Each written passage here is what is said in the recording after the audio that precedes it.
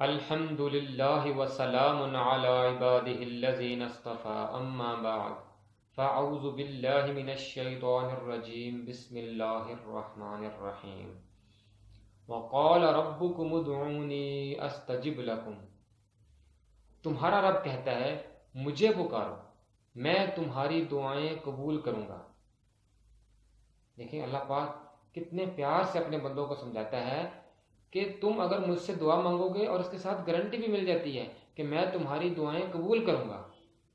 ان الذین یستکبرون عن عبادتی، جو لوگ تکبر میں آ کر میری عبادت سے منہ موڑ لیتے ہیں، سیدخلون جہنم داخرین، ضرور وہ ذلیل و خوار ہو کر جہنم میں داخل کیے جائیں گے۔ اب یہاں سے ایک بات اور واضح ہو جاتی ہے کہ جو لوگ اللہ سے دعا مانگنے میں شرم محسوس کرتے ہیں، کتراتے ہیں، ہچکچاتے ہیں اور تکبر کرتے ہیں، تو اللہ پاک نے کتنی سخت وعید سنائی ہے کہ وہ ذلیل و خوار ہو کر جہنم میں داخل کیے جائیں گے۔ اور ایک اور بات واضح ہو جاتی ہے کہ میری عبادت سے منہ موڑتے ہیں، مطلب دعا مانگنا بھی اللہ کی عبادت ہے۔ رسول کریم صلی اللہ علیہ وآلہ وسلم نے فرمایا الدعاء هو العبادہ، دعا ہی اصل عبادت ہے۔ اب اس چیز کو سمجھنے کے لیے سب سے پہلے یہ بھی پتہ ہونا چاہیے کہ دعا کیا ہے۔ دعا انسان تب مانگتا ہے جب عالم اسباب میں جو ذرائع یا وسائل اس کے پاس موجود ہیں اس سے اس کے مسائل، اس کی مشکلات، اس کی تکالیف حل نہیں ہو رہی، تو وہ ایک ایسی ذات یا ایک ایسی ہستی کی طرف رجوع کرتا ہے جس کے متعلق وہ عقیدہ رکھتا ہے کہ وہ اس کی ساری پریشانیوں کے متعلق جانتا ہے، وہ سنتا ہے اور دیکھتا بھی ہے، اور اس کے پاس اتنی طاقت بھی ہے کہ اس کے سارے مسائل حل کر سکتا ہے۔ اب یہ عقائد ہم سب مسلمانوں کو پتہ ہے کہ ہم کس کے بارے میں رکھتے ہیں، ہم تو اللہ کے بارے میں رکھتے ہیں۔ اب کوئی شخص کسی اور سے دعا مانگے گا تو یہ عقیدہ تو رکھے گا، تو یہ شرک ہو جائے گا۔ اور اسی بات کو سمجھانے کے لیے کہ جس ہستی کے بارے میں ہم عقیدہ رکھ رہے ہیں، گمان رکھ رہے ہیں، اللہ پاک نے انبیاء کرام بھیجے سمجھانے کے لیے کہ یہ ہستی، یہ ذات اللہ تعالی ہے۔ ایاک نعبد و ایاک نستعین، ہم روزانہ نماز میں پڑھتے ہیں اے اللہ ہم تیری ہی عبادت کرتے ہیں اور کرتے رہیں گے، اور تجھی سے مدد مانگتے ہیں اور مانگتے رہیں گے۔ اب یہاں پہ ایک اور سوال پیدا ہو جاتا ہے کہ دنیا میں جب ہم کسی سے مدد مانگتے ہیں، جب ہمیں کوئی مسئلہ مسائل ہوتا ہے تو لوگوں کے پاس جاتے ہیں اپنے مسائل لے کر، تو پھر یہ بھی شرک ہو جائے گا؟ نہیں، یہ بالکل شرک نہیں ہے۔ اس کی تو اسلام ہمیں خود ترغیب دیتا ہے کہ ہمیں بھلائی اور نیکی کے کاموں میں ایک دوسرے کی مدد کرنی چاہیے۔ کیوں؟ کیونکہ یہ نیکی یا مدد کرنا اسباب کے ساتھ جڑا ہے۔ مجھے اگر کوئی تکلیف یا کوئی بیماری ہے تو میں ڈاکٹر کے پاس جاتا ہوں، میں اس کے سامنے بیٹھ کر اپنی تکلیف بتاتا ہوں اور وہ میرے لیے کوئی مسئلے کا حل تجویز کرتا ہے، تو ایک اسباب جڑ گیا نا، ایک تعلق اس کے ساتھ قائم ہو گیا۔ اگر میں غیب میں کسی سے مدد مانگوں گا تو وہ شرک ہو جائے گا، کیونکہ میرا اس کے ساتھ کوئی اسباب بھی نہیں جڑا ہوا۔ اور اسی طرح انبیاء کرام علیہم السلام اور اولیاء کرام، ہم ان سے بھی مدد نہیں مانگ سکتے، کیونکہ اب ہمارا ان کے ساتھ کوئی رابطہ نہیں ہے۔ جو لوگ اس دنیا سے چلے گئے، وفات پا گیا، اب ہم ان سے کوئی مدد نہیں مانگ سکتے، ان سے کوئی سوال نہیں کر سکتے۔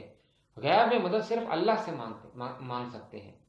اب انبیاء کرام، سورۃ النساء میں اللہ پاک فرماتا ہے جو لوگ اللہ اور اس کی رسول کی اطاعت کریں وہ 4 قسم کے لوگوں کے ساتھ ہوں گے، اور وہ کتنے اچھے رفیق ہوں گے۔ سب سے پہلے شہداء، اس کے اوپر جو درجہ ہے پھر وہ صالحین، پھر اس کے بعد اس سے اوپر درجہ صدیقین، اور سب سے اوپر درجہ کیا ہے؟ انبیاء کرام کا۔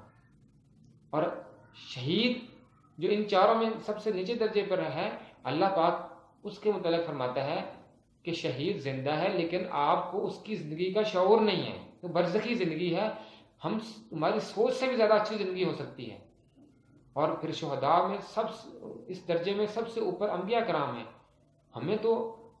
ہم تو اپنے نبی کی اور باقی انبیاء کرام کی بھی شان بیان نہیں کر سکتے، ہماری اتنی اوقات ہی نہیں، اور ان کی زندگی کا بھی ہمیں کوئی شعور نہیں ہے کہ وہ برزخی زندگی ہے، بالکل زندہ ہیں لیکن کیسی ہمیں کوئی شعور نہیں۔ ہمارا ان کے ساتھ اب کوئی رابطہ نہیں ہے، اس لیے ہم کسی نبی سے بھی مدد نہیں مانگ سکتے۔ اور اسی بات کو اللہ پاک نے بالکل واضح کر دیا ہے، وَمَنْ أَضَلُّ مِمَّنْ يَدْعُو مِن دُونِ اللَّهِ، آخر اس شخص سے زیادہ گمراہ انسان اور کون ہوگا جو اللہ کو چھوڑ کر ان کو پکارے، مَن لَا يَسْتَجِيبُ لَهُ إِلَى يَوْمِ الْقِيَامَةِ، جو قیامت تک اسے جواب نہیں دے سکتے، وَهُمْ عَن دُعَائِهِمْ غَافِلُونَ، بلکہ اس سے بھی بے خبر ہیں کہ پکارنے والے اس کو پکار رہے ہیں۔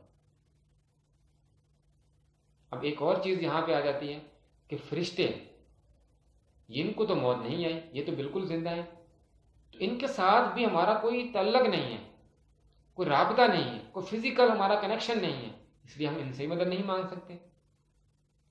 ایک حدیث میں آتا ہے، رسول اللہ صلی اللہ علیہ وآلہ وسلم نے فرمایا، اے اللہ، حضرت حسان بن ثابت رضی اللہ تعالیٰ عنہ کے بارے میں، اے اللہ، حسان کی روح القدس کے ذریعے مدد کر۔ تو آپ نے بھی اللہ سے دعا مانگی اور امت کو بھی یہ عقیدہ سکھایا، اور کہ مدد کر حضرت جبریل علیہ السلام کے ذریعے۔ اب اللہ تعالیٰ کے فرشتے ہیں، ہم اگر اللہ سے دعا مانگتے ہیں، اللہ ہمارے مسائل حل کرتا ہے، کسی کے بھی ذریعے حل کرے، فرشتوں کے ذریعے بھی حل کرے، لیکن ہم فرشتوں سے مدد نہیں مانگ سکتے۔ ہمیں بارش چاہیے تو ہم اللہ سے دعا کریں گے اور اللہ پاک کسی فرشتے سے بارش برسا دے۔ وَإِذَا حُشِرَ النَّاسُ كَانُوا لَهُمْ أَعْدَاءً وَكَانُوا بِعِبَادَتِهِمْ كَافِرِينَ، اور جب تمام انسان جمع کیے جائیں گے اس وقت وہ اپنے پکارنے والوں کے دشمن اور ان کی عبادت کے منکر ہو جائیں گے۔ اب یہاں بھی عبادت کا لفظ آیا کہ یہ اصل عبادت ہے، پکارنا، دعا کرنا۔ اور جو لوگ اللہ سے دعا نہیں مانگتے ان سے اللہ کی نفرت کا اظہار دیکھیں۔ اللہ پاک سورۃ الفرقان کی آخری آیت میں فرماتا ہے، قُلْ مَا يَعْبَأُ بِكُمْ رَبِّي، اے محبوب صلی اللہ علیہ وآلہ وسلم، آپ لوگوں سے کہہ دو کہ اللہ بھی ان کی کوئی پرواہ نہ کرتا، لولا دعاؤکم، اگر وہ اس سے دعا نہ مانگتے۔ اللہ کو ہماری عبادتوں کی کوئی ضرورت نہیں۔ اللہ پاک تو خوش ہوتا ہے جب اس کے عاجز بندے اس کے سامنے جھک جاتے ہیں، اس سے مانگتے ہیں، اس سے اپنی تکالیف بیان کرتے ہیں، اس کے سامنے گڑ گڑاتے ہیں۔ اگر ہم یہ کام ہی نہ کریں تو پھر اللہ کو ہماری کیا پرواہ۔ اور جو لوگ اگر اللہ سے دعا مانگتے ہیں تو اللہ پاک ان سے بہت خوش ہوتا ہے۔ اب اللہ تعالیٰ ایک اور آیت میں سورۃ نمل میں دعا ہی کے متعلق بیان کرتا ہے، اَمَّن يُجِيبُ الْمُضْطَرَّ إِذَا دَعَاهُ وَيَكْشِفُ السُّوءَ، کون ہے جو بے قرار و مضطر کی دعا پکار کو قبول کرتا ہے جب وہ اسے پکارتا ہے اور اس کی تکلیف مصیبت کو دور کر دیتا ہے۔ وَيَجْعَلُكُمْ خُلَفَاءَ الْأَرْضِ، اور تمہیں زمین میں اگلوں کا جانشین بناتا ہے، مطلب تمہیں زمین پر بھی اقتدار دیتا ہے۔ کون ہے وہ؟ اَإِلَٰهٌ مَّعَ اللَّهِ، کیا اللہ کے سوا کوئی اور بھی معبود ہے، الہ ہے؟ قَلِيلًا مَّا تَذَكَّرُونَ، بلکہ یہ لوگ بہت کم نصیحت قبول کرتے ہیں۔ اللہ پاک ہمیں ایسے لوگوں سے بچائے جو اس کیٹیگری میں آتے ہیں، جو اللہ کی بات کو سمجھتے ہی نہیں۔ اتنی آسان بات ہے، اب قرآن نے اتنے واضح طریقے سے ہمیں بتا دیا، اب ہمیں ہاتھ پکڑ کے تو چلانے سے رہا، پھر تو ہم انسان کو جو اتنی کوالٹیز ملی ہیں اس کا کیا فائدہ، اس پر حساب کا کیا فائدہ۔ اور اللہ پاک جو اللہ سے سوال کرتے ہیں ان کے بارے میں اب اگلی آیت دیکھیں، اللہ تعالیٰ کتنی محبت بھرے انداز میں بیان کرتا ہے، وَإِذَا سَأَلَكَ عِبَادِي، اور جب میرے بندے سوال کرتے ہیں، انی فإنی قریب، جب آپ سے میرے بارے میں سوال کریں تو میں ان کو بتا دیجیے کہ میں بہت قریب ہوں،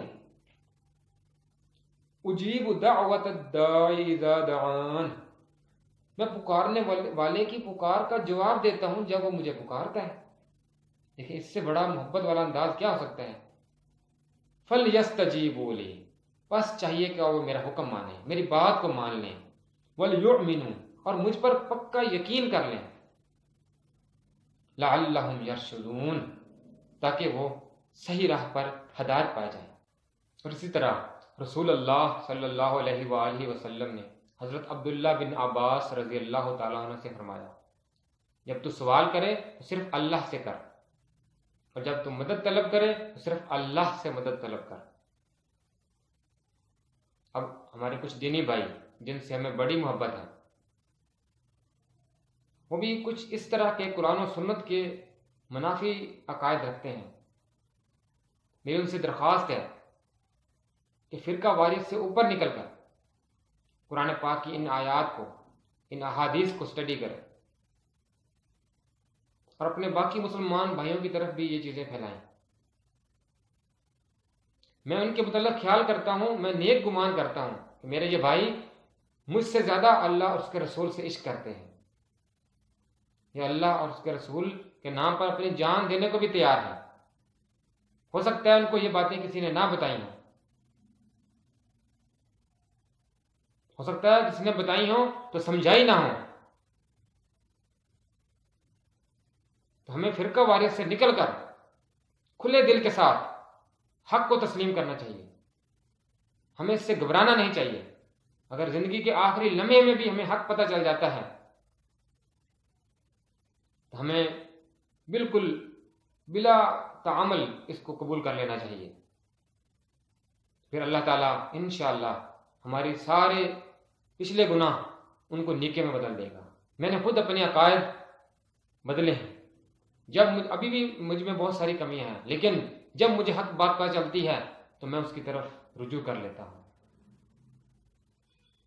سورۃ الفرقان میں اللہ پاک بیان کرتا ہے، الا من تاب وآمن وعمل عملا صالحا، جو توبہ کرے اور ایمان لے آئے اور پھر اچھے اعمال کرے، فَأُولَٰئِكَ يُبَدِّلُ اللَّهُ سَيِّئَاتِهِمْ حَسَنَاتٍ، اللہ تعالیٰ کہتا ہے یہی وہ لوگ ہیں جن کے گناہوں کو نیکیوں میں بدل دیا جائے گا۔